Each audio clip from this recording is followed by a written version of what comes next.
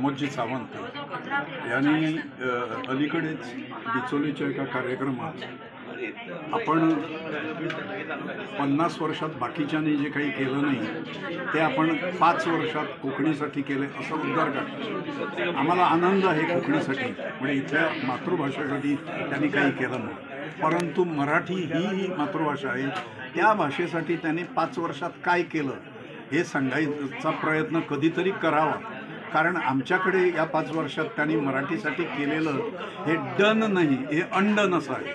400 रुपयाची योजना त्यांनी बंद केली, मराठी शाळा बंद पडलेल्या त्यांनी थांबवलेल्या नाही, त्यांच्या काळातच 50 शाळा बंद पडल्या। असं आहे ना, ग्रँट्स जे आहे, अनुदान जे आहे, सहभाषा म्हणता मराठीसाठी त्यांनी कमी आणि कोकणीसाठी जास्त अशा पद्धतीचं अनुदान जे आहे हे दिलेलं आहे। म्हणजे 10 कोटी कोकणीला आणि 2 कोटी मराठीला असं मराठीच्या वाट्याला आहे। सहभाषा जर म्हणतात तर मग अशा प्रकारचा पक्षपात का असं विचारावं असं वाटतं। आता गोव्यात मराठी राजभाषा निर्धार समितीतर्फे जो लढा चालू आहे, सुरू झालेला आहे, चळवळ सुरू झालेली आहे, ती अंतिम चळवळ आहे मराठीसाठी असं आम्ही मानतो। निर्णायक लढा होणार आहे आणि त्याच्यासाठी एकमेव अस्त्र म्हणून गोमंतकीयांनी मतदानाचा हक्क आपला वापरावा।